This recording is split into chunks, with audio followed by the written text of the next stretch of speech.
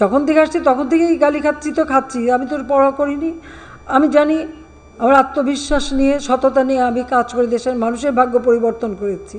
আজকে যে সারা বাংলাদেশে এই এতগুলি প্রাণ ঝরে গেল, এ দায় দায়িত্ব কার? একটা জিনিস গেলে আবার গড়ে তোলা যায়, কিন্তু একটা জীবন গেলে, প্রাণ গেলে তো আর ফিরে পাওয়া যায় না। আর যারা আপনজন হারিয়েছে, যে মা তার সন্তান হারিয়েছে, যে সন্তান যার বাবা হারিয়েছে, তাদের কষ্ট আর কেউ না বুঝুক, আমি তো বুঝি।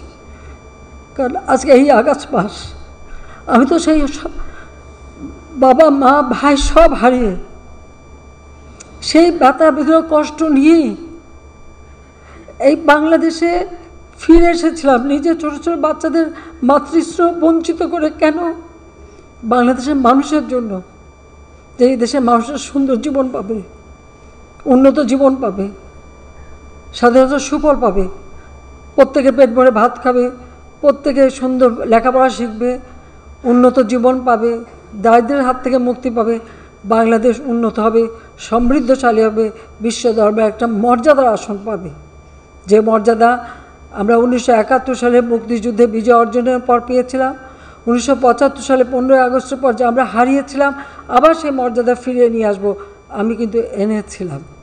বাংলাদেশ বিশ্বে সেই মর্যাদা পেয়েছে, সেই জায়গায় আমরা নিয়ে গিয়েছিলাম।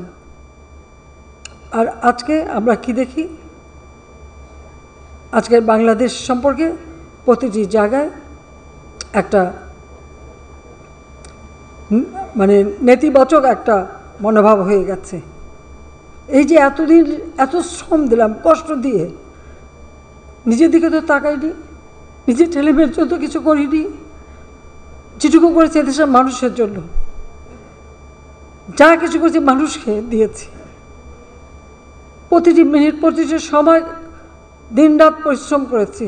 কারণ আমি জানি, আমি বলতাম যে টাইম ইজ টু শর্ট, কারণ আমি জানি যে কোনো সময় ঘাতক আমাকে আঘাত করতে পারে, কারণ আমি বারবার মৃত্যুর মুখোমুখি হয়েছি। কিন্তু যতক্ষণ শ্বাস ততক্ষণ মানুষের জন্য কাজ করব।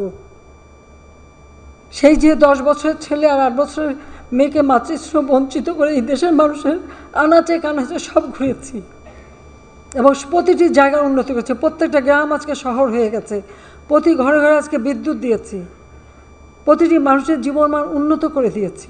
এটা কি অপরাধ? এটা কি আমার অপরাধ ছিল? আজকে নানাভাবে জাতীয় আন্তর্জাতিকভাবে বাংলাদেশের বদনাম, আর আমি তো আছি। যখন থেকে আসছি তখন থেকেই গালি খাচ্ছি তো খাচ্ছি, আমি তো পড়া করিনি।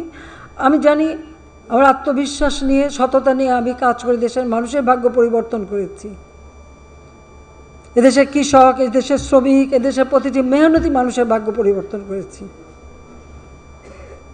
যখন থেকে সরকার ছিল তখন থেকেই তো নানা রকম ষড়যন্ত্র। সেই 2001 সালের নির্বাচন, দেশের সম্পদ বিক্রি করার বুচলেখা দিয়ে যারা ক্ষমতা আসলো, দেশকে আবার ধ্বংসের পথে নিয়ে গেল। একই দিনে 500 জায়গায় বোমা, 36টা, আমাদের 63টা জেলায় বোমা হামলা, আওয়ামী লীগের কত নেতাকর্মীকে মারা হলো। একেবারে 2001 থেকে 6 সারা দেশে তাণ্ডব, জঙ্গিবাদ, ভাই ইত্যাদি করে বাংলাদেশের ভাবমূর্তি নষ্ট করলো।